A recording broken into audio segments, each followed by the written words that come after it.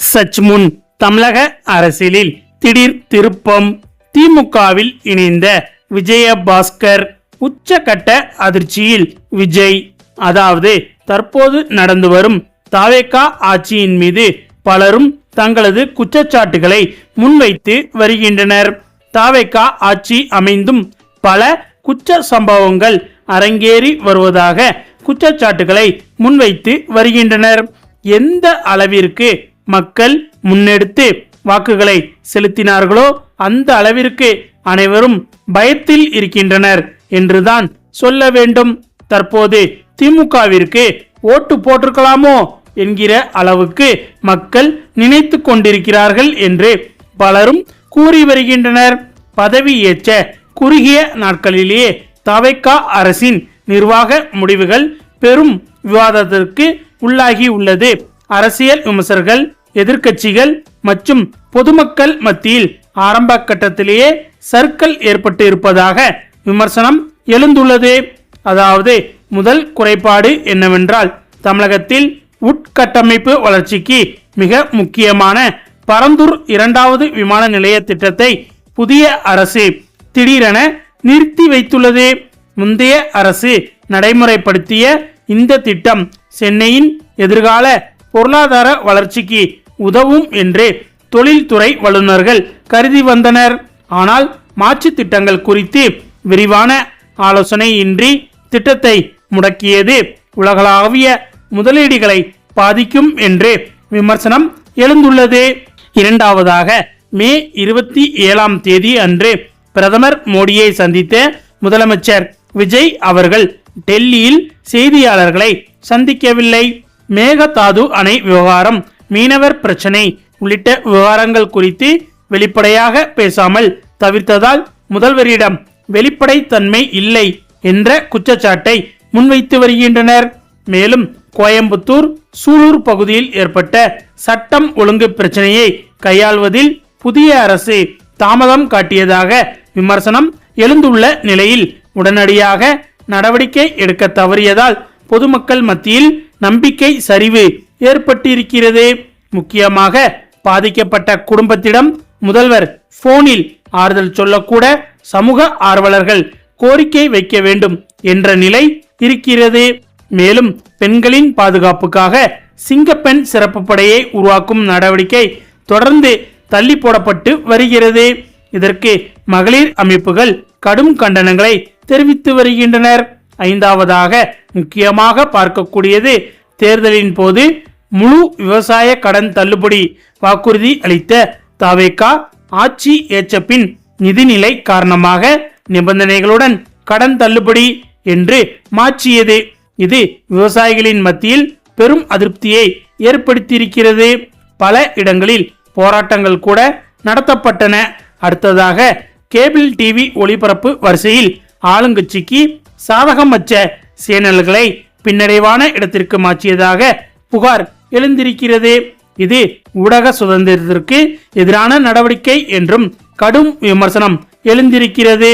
அந்த வகையில் புதிய தலைமுறை சில செய்திகளை விஜய்க்கு எதிராக ஒளிபரப்பியதால் சேனல் பின்னுக்கு தள்ளப்பட்டுள்ளது என்று கூறப்படுகிறது. ஆட்சியின் முதல் வாரங்களிலேயே இத்தனை நிர்வாக குளறுபடிகள் ஏற்படுவது தாவேகா அரசிற்கு நல்லதல்ல. கவர்ச்சிகரமான பேச்சுகளுக்கு அப்பால் நிர்வாக முதிர்ச்சி தேவை.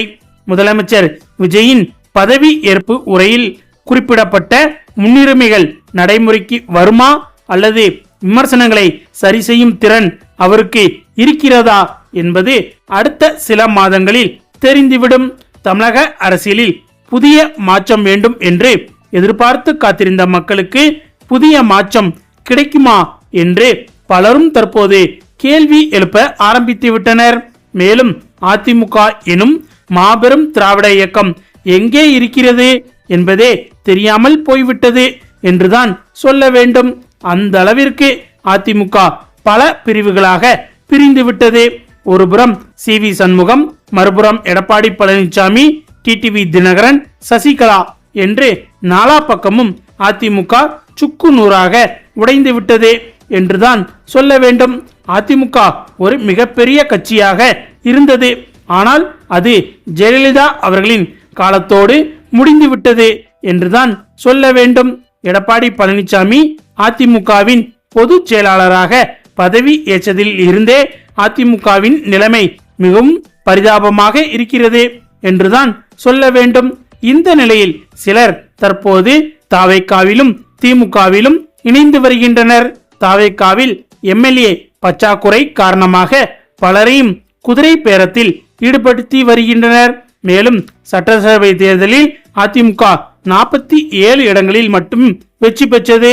இதனால் எதிர்க்கட்சி அந்தஸ்தையும் அதிமுக இழந்த நிலையில் அக்கட்சியில் பிளவு ஏற்பட்டது. SP Velumani, CV. சண்முகம் ஆகியோர் தலைமையில் சுமார் 25 எம்எல்ஏக்கள் தாவேகா ஆதரவு நிலைப்பாட்டை எடுத்தனர். அதனால் எடப்பாடி பழனிசாமி தரப்பில் மாவட்ட செயலாளர்கள் பதவி பறிக்கப்படுவதாக அறிவிக்கப்பட்டது. இன்னொரு பக்கம் கட்சி தாவல் தடை சட்டத்தின் மீது நடவடிக்கை எடுக்க எடப்பாடி பழனிசாமி ஆயத்தமாகி வந்தார். இதனால் எஸ்பி வேலுமணி தரப்பு சுமூக பேச்சுவார்த்தையை தொடங்கியது. ஆனால் 4 எம்எல்ஏக்கள் பதவியை ராஜினாமா செய்துவிட்டு தாவேக்காவில் இணைந்து விட்டனர். அடுத்ததாக சி.வி. சண்முகம், விஜயபாஸ்கர் உள்ளிட்டோர் தாவேக்காவில் இணைய இருப்பதாக கூறப்பட்ட நிலையில் விஜயபாஸ்கர் அவர்கள் திமுகவில் இணைய போவதாக தற்போது தகவல் வெளிவந்துள்ளது. இது தாவேக்கா மற்றும் அதிமுகவிற்கு மிகப்பெரிய அதிர்ச்சியை ஏற்படுத்தியுள்ளது. சி.வி. சண்முகம், எஸ்பி வேலுமணி அனைவருமே தாவேக்கா பக்கம் சாய்ந்து விட்டனர் என்று பலரும் கூறினார்கள். அதற்கு எடுத்துக்காட்டாக அனைத்து சம்பவங்களும் அரங்கேறியது. ஆனால் தற்போது விஜயபாஸ்கர் அவர்கள் திமுகவில் இணைவதற்காக திமுக நிர்வாகிகளிடம் பேச்சுவார்த்தை நடத்தி வருவதாக சொல்லப்படுகிறது. சி.வி. சண்முகம் உட்பட 29 ஆதரவாளர்களும் தாவேக்காவில் இணைய போகிறார்கள் என்று கூறப்பட்ட நிலையில் தாவேக்காவில் அவர்களுக்கு எந்த ஒரு பதவியோ பொறுப்போ வழங்கப்படாது என்று தாவேக்கா சார்பில் கூறியதாக தகவல்கள் வெளிவந்தது. இதனைத் தொடர்ந்து தாவேக்காவில் இணைந்தால் நமக்கும் இந்த நிலைமைதான் என்று தற்போது விஜயபாஸ்கர் அவர்கள் திமுகவில் இணைய இருப்பதாக தகவல்கள் வெளிவந்துள்ளது. ஓகே ஃப்ரெண்ட்ஸ், இத பற்றிய உங்களுடைய கருத்துக்களையும் மறக்காமல் கமெண்ட்ல சொல்லுங்க. மேலும் இந்த வீடியோ பிடிச்சிருந்தா லைக் பண்ணுங்க, ஷேர் பண்ணுங்க, நம்ம சேனலை மறக்காம சப்ஸ்கிரைப் பண்ணுங்க. தேங்க்ஸ் ஃபார் வாட்சிங்.